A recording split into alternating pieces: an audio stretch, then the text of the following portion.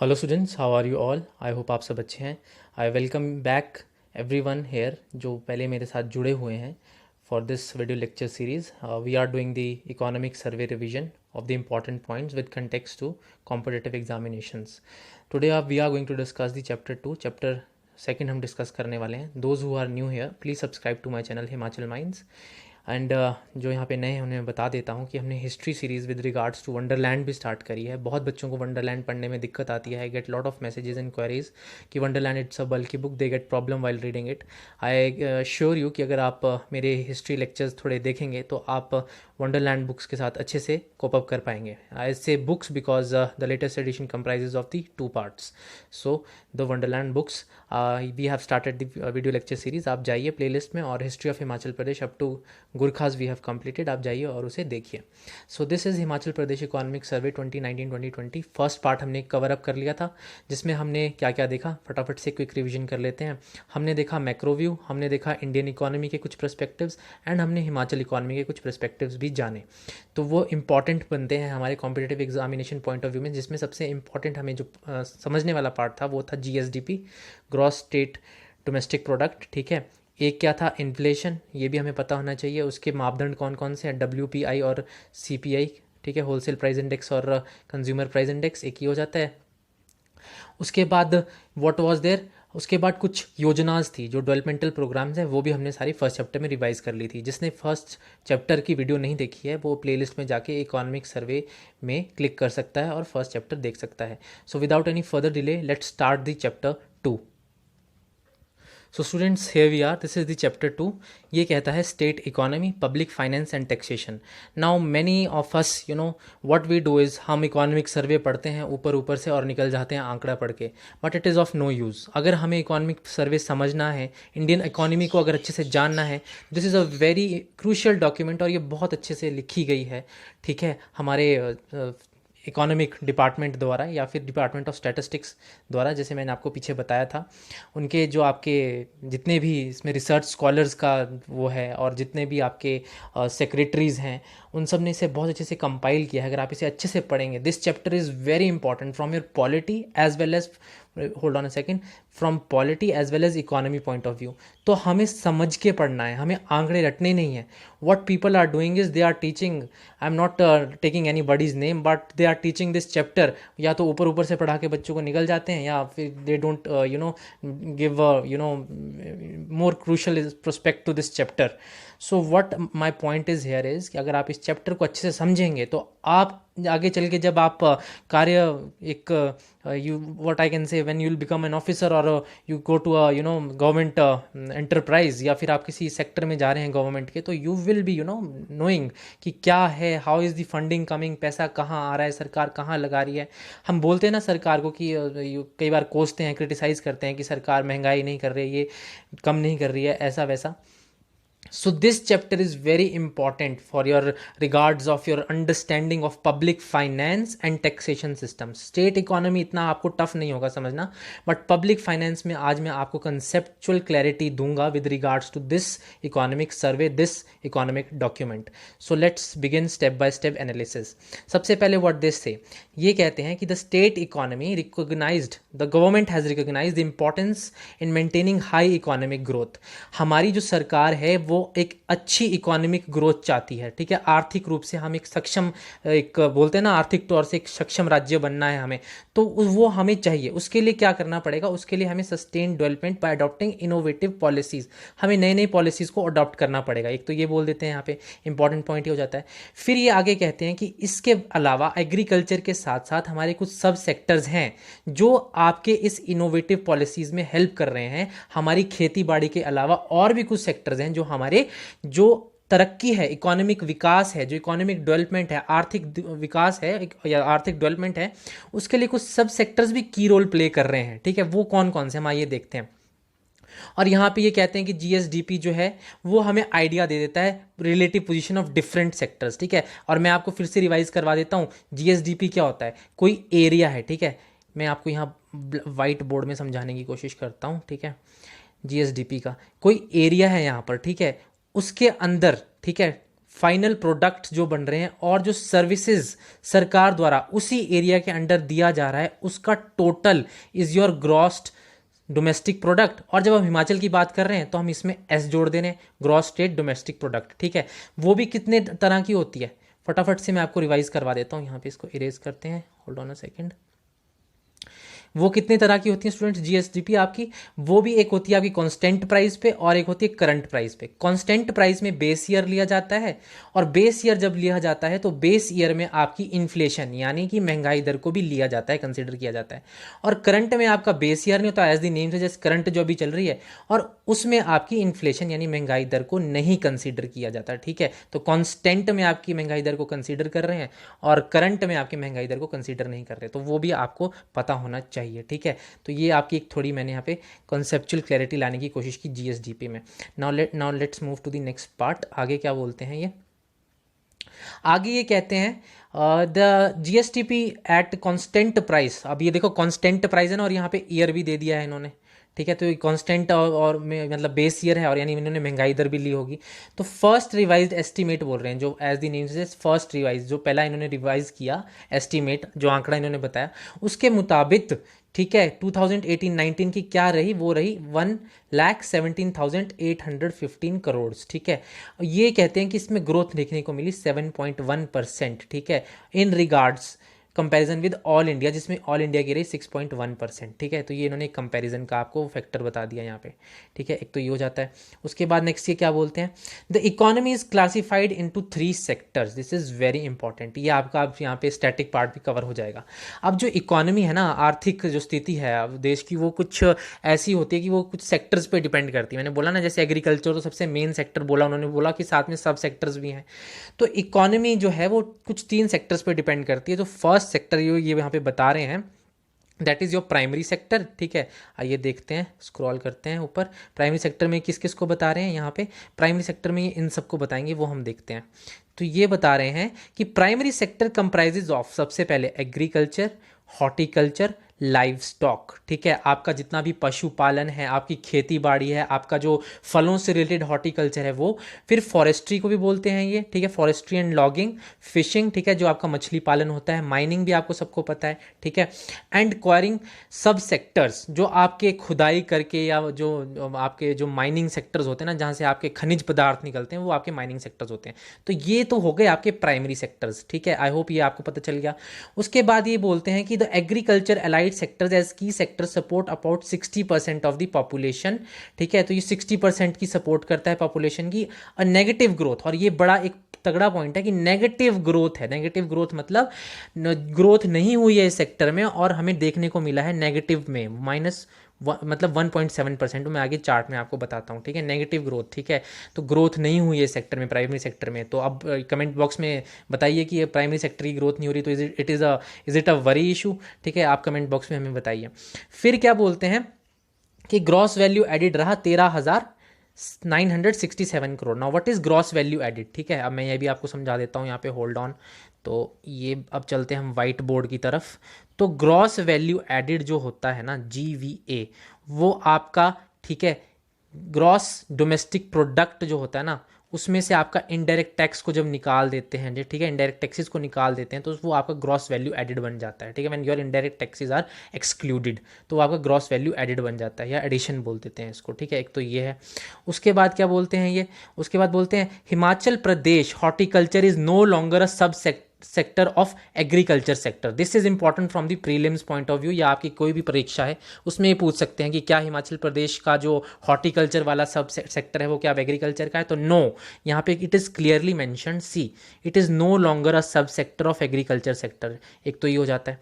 उसके बाद आगे चलते हैं, क्या बोलते हैं, होल्ड ऑन अ सेकंड, ये इरेज कर देते हैं। This whiteboard thing is creating a menace. Okay, फिर क्या बोलते हैं, यहाँ पे कुछ और सेक्टर्स बताए हुए हैं कि मीट में 2.42%, एग्स में इतना % ग्रोथ देखने को मिला है, लाइव स्टॉक में इतना देखने को मिला है, फिशरीज में 6.6% देखने को मिला है, फॉरेस्ट्री एंड लॉजिंग में देखने को मिला है। तो ये अगर आपके पास डॉक्यूमेंट है तो उससे आप ये आंकड़े नोट कर सकते हैं एज इट इज़। तो ये तो हो गया आपका प्राइमरी सेक्टर। ठीक है, एक तो ये हेल्प कर रहा है, ठीक है, मतलब इनोवेटिव है, और इससे आर्थिक तरक्की हो रही है, आर्थिक डेवलपमेंट हो रही है, इकोनॉमिक डेवलपमेंट हो रही है। अब ये ये सेकेंडरी सेक्टर कौन सा, ये देख लेते हैं। सेकेंडरी सेक्टर स्टूडेंट्स वो होता है आपका इंडस्ट्री सेक्टर, ठीक है, इंडस्ट्री वाला सेक्टर हो गया सेकेंडरी सेक्टर, यहाँ पे ये इन्होंने मेंशन किया है। ये कहते हैं कि industrial sector broadly comprises of manufacturing, उत्पादन जो होता है, ठीक है, इलेक्ट्रिसिटी हो गई, गैस हो गया, वाटर सप्लाई हो गया, कंस्ट्रक्शन हो गया, और ये भी यहाँ पे इन्होंने आंकड़े दिए हुए हैं, ठीक है, जीवीए, ठीक है, इंडस्ट्रियल सेक्टर का कितना है, तो ये आप आंकड़े देख लीजिएगा, आप या स्नैपशॉट लीजिए अगर आपके पास आंकड़े नहीं है तो ये आंकड़े हैं, ठीक है। मेरा काम आपको यहाँ पे आंकड़े रटाना नहीं है, I have to give you the concept clarity, ठीक है। मैं बोलने को आपको बोल सकता हूँ डायरेक्टली कि इतना है, ठीक है, व्हाट्स द यूज देन, ठीक है, तो हम अच्छे से समझ के पढ़ेंगे। आइए चलिए आगे क्या बोलते हैं सेकेंडरी सेक्टर में। ये सेकेंडरी सेक्टर में इन्होंने यहाँ पे एक आंकड़ा दे दिया हुआ है कि the growth rate in according to second revise estimate 8% रहा है with regards to the previous year, ठीक है, 8%। ये भी हम आगे एक चार्ट है उसमें समझेंगे, ठीक है। उसके बाद कौन सा सेक्टर बोलते हैं ये, उसके बाद बोल देते हैं ये टर्शरी और the services sector. Now what is the tertiary और सर्विस सेक्टर्स, आप जाते हैं, ठीक है, होटल्स में जाते हैं, रेस्टोरेंट्स में जाते हैं, ठीक है, या फिर आप कोई सर्विस ले रहे हैं सरकार की, जैसे HRTC में जा रहे हैं आप, ठीक है, हम HRTC में जाते हैं, ठीक है, जो जिसे वो कहते हैं हमारे प्लेन्स हैं हिमाचल प्रदेश के एक तरह से, हिमाचल रोड ट्रांसपोर्ट कॉर्पोरेशन, तो आप उनमें जाते हैं, तो वो क्या है, वो मीन्स ऑफ कम्युनिकेशंस हैं, ठीक है, यहाँ पे लिखा हुआ है ना साफ, मैं कुछ नहीं अपने आप से बोल रहा हूँ, यहाँ पे सब लिखा हुआ है आपको अगर आप ढंग से देखें, तो ये आपका टर्शरी सेक्टर है। तो यहाँ पर जब आप ये सेवाएं ले रहे हैं सरकार की, तो ये आपके सर्विस सेक्टर के टर्शरी वाले पार्ट में आता है। ये भी क्या कर रहा है, इकोनॉमी को अच्छे से मतलब हमारे डेवलप कर रहा है, एक तो ये बोल देते हैं। उसके बाद ये आगे वाला चार्ट में मूव करते हैं, क्या बोल रहे हैं, होल्ड ऑन ए सेकंड, आगे चलते हैं, ये मेरे साथ आप भी स्क्रॉल कीजिए। ये बोलते हैं कि professional service social and personal registered growth है 8.6%, इसमें भी ग्रोथ देखने को मिली, ठीक है। तो यहाँ पर अब क्या क्या सेक्टर हो गए आपके, फटाफट से आपके रिवीजन ये वाला पार्ट करवा देते हैं। यहाँ पे जो आपके सेक्टर हो गए ना स्टूडेंट्स, वो ये हो गए, एक हो गया आपका प्राइमरी सेक्टर जो इकोनॉमी को डिपेंड कर रहे हैं पैरामीटर्स के डेवलपमेंट के, दूसरा हो गया आपका सेकेंडरी सेक्टर, और तीसरा हो गया आपका टर्शरी सेक्टर। प्राइमरी में आपका एग्रीकल्चर वाला पार्ट, ठीक है, जिसमें हमने हॉर्टिकल्चर देखा वो अलग हो गया, फिशिकल्चर देख लिया जिसमें आपकी फिशिंग का होता है, और माइनिंग वाला हो गया, फॉरेस्ट एंड लॉजिंग हो गया। सेकेंडरी वाले में कौन सा होता है, सेकेंडरी में आपका इंडस्ट्रीज एंड मैन्युफैक्चरिंग वाला पार्ट हो गया, ठीक है। मान लेते हैं जो आपकी बद्दी जो आपका एक इंडस्ट्रियल हब है वहाँ पे, वो आपका सेकेंडरी पार्ट है, और वो आपको इकोनॉमी में एक तरह से बूस्टअप लाता है, ठीक है, हमारी जो सो कॉल्ड फैक्ट्रीज और इंडस्ट्रीज हैं, तो वो भी हमारी एक बोला ना पर सबसे पहला पॉइंट, एक इनिशिएटिव क्या है हमारी सरकार का, तो सर्विसेज हैं, सब सेक्टर्स हैं, तो वो इसमें कवर हो गया। टर्शरी में कौन सा हो गया, जो आपकी और सर्विसेज आ जाती हैं, ठीक है, जैसे ट्रांसपोर्ट हो गया, होटल्स हो गया, रेस्टोरेंट्स हो गया, तो वो जो सर्विसेज हैं वो आ गई। तो यहाँ पर जो बोला है नेगेटिव जो है वो एग्रीकल्चर गया है नेगेटिव में, बाकी सब में ग्रोथ देखने को मिली है, कुछ कुछ आंकड़े मिले हैं देखने को, वो भी हम देखेंगे इस चार्ट के अंदर। तो आइए ये देखिए, ये चार्ट कितना अच्छे से इन्होंने स्टैटिस्टिकल डिपार्टमेंट वालों ने हमें बना के दिखाया हुआ है। तो यहाँ पर आप क्लियरली देख सकते हैं ग्रोथ जो है -2.9 है, ठीक है, एग्रीकल्चर एंड एनिमल हस्बेंड्री में माइनस में आ गया ना फैक्टर, और यहाँ फॉरेस्ट्री में, ठीक है, प्लस में आ गया, ठीक है, अच्छी ग्रोथ है, और माइनिंग एंड क्वायरिंग में भी -9.7 है, मतलब ग्रोथ देखने को नहीं मिली है। तो ये भी एक फैक्टर आपको पता होना चाहिए। उसके बाद फिशिंग में भी आपका +6.6 की ग्रोथ देखने को मिली है। ये 93 जो और 505 ये सब जो है ये वैल्यूज़ इन करोड़ है, ठीक है, दिस इज़ नॉट ₹93 की फिशिंग मत समझ लीजिएगा, this is value in crore, और ये सब आपको पता भी है, आई एम जस्ट जोकिंग। उसके बाद आता है आपका सेकंड वाला पार्ट, सेकंड ये तो हो गया प्राइमरी सेक्टर का जो हमने देख लिया ऊपर ही वाला, ठीक है। अब ये नीचे जो है ये सेकेंडरी सेक्टर का है, जिसमें आपका कौन सा है, उसमें आपका मैन्युफैक्चरिंग, इसमें भी ग्रोथ देखने को मिली, बहुत बढ़िया। कंस्ट्रक्शन में भी देखिए ग्रोथ देखने को मिली +8.0%, इलेक्ट्रिसिटी एंड वाटर सप्लाई में भी ग्रोथ देखने को मिली, दिस इज +7.3%। तो ये आपका सेकेंडरी सेक्टर हो जाता है। उसके बाद जो है आपका टर्शरी सेक्टर का बताते हैं, ठीक है। टर्शरी सेक्टर में हमने देखा था ना कुछ सर्विस होती है, लेट मी जूम आउट थोड़ा सा, ये देखिए टर्शरी सेक्टर भी देखिए कितने अच्छे से इन्होंने फ्लो चार्ट में हमें एक्सप्लेन करने को मिला है, और इसमें भी सारे आपको प्लस इम्पैक्ट देखने को मिलेगा। जैसे मैं आपको यहाँ दिखाता हूँ, ट्रांसपोर्ट एंड कम्युनिकेशन में देखिए +4.20 का ट्रांसपोर्ट, स्टोरेज आपका जैसे वेयर हाउसिंग होता है, स्टोर हाउस होते हैं, ठीक है, जहाँ पे आपके लॉजिस्टिक स्टोर होते हैं, ठीक है। कम्युनिकेशन भी आपको पता है आपके मीन्स ऑफ कम्युनिकेशन क्या है, मैंने सबसे अच्छा एग्जांपल आपको दे दिया, हमारी HRTC या प्राइवेट बस सर्विसेज भी आप ले सकते हैं, फ्लाइट्स ले सकते हैं, ठीक है। ट्रेड होटल में भी देखिए ग्रोथ देखने को मिली है +4.9, अदर सर्विसेज में भी ग्रोथ देखने को मिली है, पब्लिक एडमिनिस्ट्रेशन लोक प्रशासन में भी आपको ग्रोथ देखने को मिली है, और फाइनेंशियल सर्विसेज में भी आपको ग्रोथ देखने को मिली है, और रियल एस्टेट में भी, ठीक है, आपका जो रियल एस्टेट ओनरशिप है and delivering of professional services में ग्रोथ देखने को मिली है। तो ये आपका जो है सेक्टर्स आ गए, primary, secondary and tertiary. I hope आपको ये वाले सेक्टर्स पता चल गए हों सेकंड चैप्टर में, ठीक है। उसके बाद ये बताते हैं estimates of GSDP at current price. तो अब एस्टिमेट्स इन्होंने कुछ कुछ बताए हुए हैं, तो वो भी हम आइए देख लेते हैं क्या क्या बताते हैं ये एस्टिमेट्स।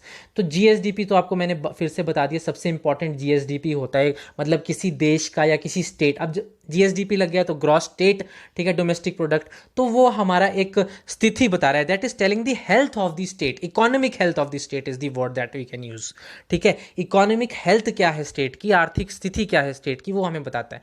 तो यहाँ पे फिर से ये आंकड़ा बताते हैं, फर्स्ट रिवाइज एडिशन, जो पहला रिवाइज एडिशन था, ठीक है, एस्टिमेट था, सॉरी नॉट एडिशन, FRE, उसमें बताते हैं एट करंट प्राइस, जिसमें आप इन्फ्लेशन नहीं लेते, वो आपकी 1,53,845 करोड़ है, ठीक है।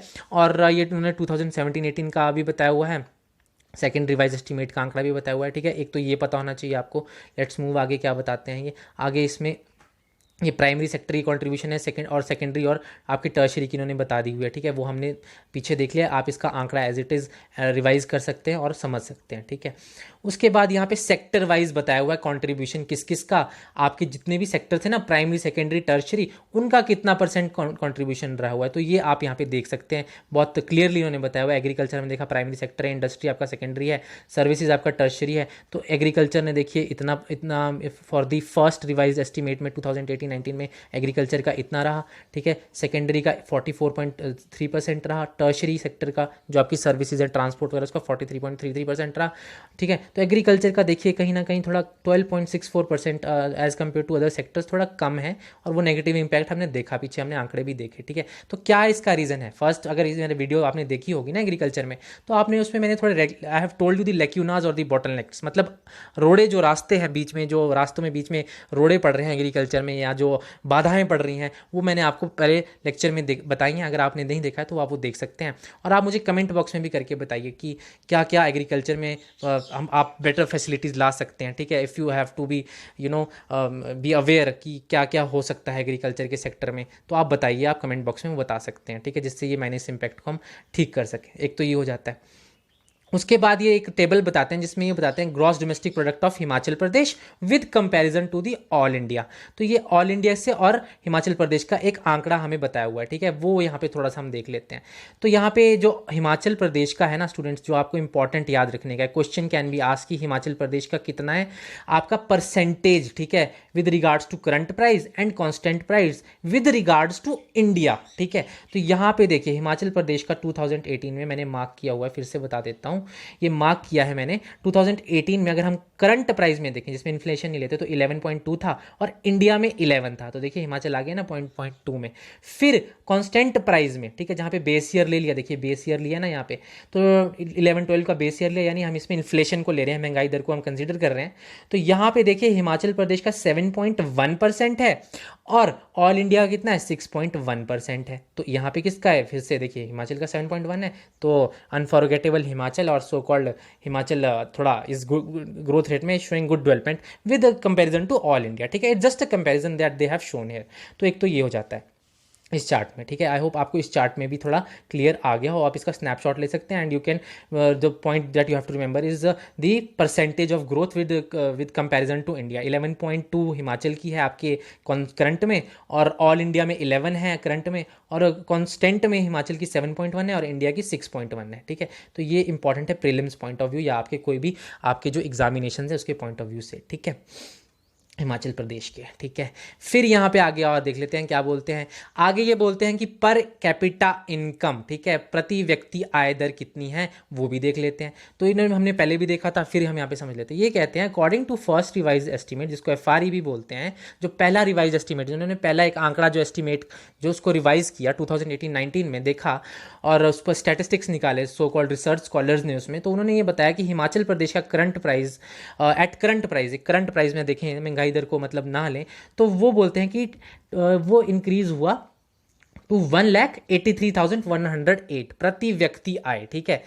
From this that was 1,65,025 rupees to 2017-18 में। तो कितने परसेंट ग्रोथ हुई स्टूडेंट्स, 11%। तो question can be asked per capita income increase how much, 11%, ठीक है, 11 पॉइंट नहीं 11% आप बोल सकते हैं, ठीक है। एक तो ये हो जाता है। उसके बाद क्या बोलते हैं ये, उसके बाद देश से कि capital income during FRE first revise estimate is estimated at against this. Okay ठीक है, तो ये बोलते हैं कि ये कंपैरिजन इन्होंने इंडिया के साथ दे दिया है, जो हम आगे वाले चार्ट में अब समझेंगे। ठीक है, आगे वाले चार्ट में जैसे हमने पीछे कंपैरिजन जीडीपी का देखा ना, वैसे ही हम देखेंगे अब आगे वाले चार्ट में। ये देखिए, ये आ गया ये चार्ट, यहाँ पे देखिए ऑल इंडिया और हिमाचल प्रदेश का देखिए आप। तो यहाँ पे मैं आपको, होल्ड ऑन अ सेकेंड, ये देखिए हिमाचल प्रदेश का 1,83,000 है और इंडिया का 1,26,521 प्रति व्यक्ति आए। तो हिमाचल प्रदेश यहाँ पे भी बल्ले बल्ले हो गई, आगे है। ऑल इंडिया से हम कंपैरिजन में देख रहे हैं। ठीक है, एक तो ये हो जाता है। उसके बाद यहाँ पे बोलते हैं, हमने पिछले चैप्टर में भी देखा था, पर कैपिटा इनकम हो गया कि जो ग्रोथ रेट है जो एस्टिमेट करी गई है इज लाइकली टू बी 5.6%, 5.6% बोला गया है कि हमारी विकास दर की परसेंटेज रहेगी, इतनी हमारी ग्रोथ रहेगी। वो भी हम आगे वाले चैप्टर्स में देखेंगे कि कैसे कैसे रहने वाली, वो भी हमारे लिए इंपॉर्टेंट है। तो 5.6% आप याद रखिएगा। But due to this novel coronavirus कोविड-19 अब चेंजेस आ सकते हैं। क्या चेंजेस आ सकते हैं ग्रोथ पैटर्न में, ग्रोथ रेट्स में? Please do tell your views, your ideal views in the comment box below. ठीक है, तो एक तो ये है। उसके बाद क्या बोलते हैं, अकॉर्डिंग टू पर कैपिटा। ठीक है, ये वाला हमने रिवाइज कर लिया, अगेंस्ट इतना। ठीक है, वो हमने पूरे आंकड़े देख लिए। उसके बाद ये बोलता है A brief analysis of economic growth in Himachal Pradesh, however, reveals that state has kept with all India growth rate। मतलब एक तरह से हमने, ये देखिए यहाँ पे मैंने डायग्राम भी बनाया हुआ है, हिमाचल प्रदेश के साथ हमने मेंटेन रखा है अपनी इकोनॉमिक ग्रोथ। मतलब सॉरी, हिमाचल प्रदेश ने इंडिया के साथ अपनी मेंटेन रखी है इकोनॉमिक ग्रोथ। हाँ, बीच में थोड़े बहुत टर्बुलेंसेज आते हैं ना, उतार चढ़ाव जैसे ज़िंदगी में आते हैं, तो वैसे ही थोड़े बहुत उतार चढ़ाव इकोनॉमी में भी आते रहते हैं। तो हिमाचल प्रदेश के जो आपके उतार चढ़ाव आ रहे हैं वो इंडिया के साथ साथ हमने एक तरह से बोला है केप्ट पेस, साथ साथ मेंटेन रखने की हमारी मतलब रही है कोशिश, हमारी सरकार की प्राथमिकता रही है। तो यहाँ पे नीचे एक टेबल बताया हुआ है, तो वो टेबल हम समझ लेते हैं। सो वो टेबल हम समझेंगे क्या है। ये टेबल में देखिए इन्होंने बताया हुआ है, पहले तो 12th प्लान तक बताया। पहले आपको सबको पता है कि 12 ईयर प्लान हमारे देश में पूरे टोटल आए हैं। अब 2012-17 जो था वो लास्ट प्लान था, that was the 12th plan. उसके बाद जब न्यू सरकार आई, सो कॉल्ड एनडीए गवर्नमेंट, उसके बाद फिर ये 12 year plan, sorry 5 year plan जो है वो कैंसिल हो गए। आई एम सॉरी कि मैंने 12 ईयर प्लान बोल दिया, 5 ईयर प्लान जो आते थे, तो पूरे 5 ईयर प्लान जो है वो पूरे 12 आए हैं। तो यहाँ पे 12 ईयर प्लान के साथ आपका ग्रोथ का आंकड़ा दिया हुआ है। बट हमने देखना है 2019 और 20 का with Himachal Pradesh and compare to the India. तो यहाँ पे देखिए हिमाचल प्रदेश का 5.6 है और इंडिया का 5.0 है। तो मतलब कहीं ना कहीं हमने at pace, kept at pace जो बोला उन्होंने, वो वर्ड, हमने इंडिया के साथ साथ चलने की कोशिश की है। कंधे से कंधा मिलाया जा वाली बात आ गई यहाँ पे। ठीक है, तो ये एक आपका फर्स्ट चैप्टर का पार्ट था जिसमें हमने सेक्टर्स और वो पढ़ा। नेक्स्ट पार्ट में हम पार्ट 2 में, आई am not skipping this part, this is public finance. Public finance आपको मैं बहुत अच्छे से एक्सप्लेन करूंगा और ये बहुत ज़रूरी है, एंड टैक्सेशन प्रोसेस में आपको अच्छे से एक्सप्लेन करूंगा। टिल देन आपने जो पार्ट 2 का ये जो फर्स्ट क्लॉज देखा वो आपको अच्छे से समझ आ गया। प्लीज़ लाइक करिए, कमेंट करिए, मुझे बताइए। उसके बाद we will start with the second part of the chapter 2, this is the public finance and taxation. And mind you students, this is very important. बच्चे ये नहीं पढ़ते हैं और वो बहुत उनके लिए एक सिरदर्द हो जाती है, क्योंकि यही एक पार्ट है, this is the part only which we will do. और इसमें मैं आपको बता देता हूँ कि पॉलिटी और इकोनॉमी साथ में साइड बाय साइड के आपके कंसेप्ट्स यहाँ पे क्लियर होंगे और आपको बहुत कुछ एक तरह से समझ आएगा और आप इकोनॉमिक सर्वे अच्छे से आगे भी पढ़ पाएंगे अगर आपके ये स्टैटिक वाले part public finance and taxation clear होते हैं। सो without any more making this increasing the time of this video, I am taking your क्या बोलते हैं उसे, अब आपसे अलविदा लेते हैं। तो शुक्रिया आपका जिन्होंने मुझे सब्सक्राइब किया। अगर आप नए हैं प्लीज़ सब्सक्राइब कीजिए, कमेंट कीजिए, लाइक कीजिए। आई होप आपको ये वाला लेक्चर भी अच्छे से समझ आ गया हो। Thank you and have a nice day.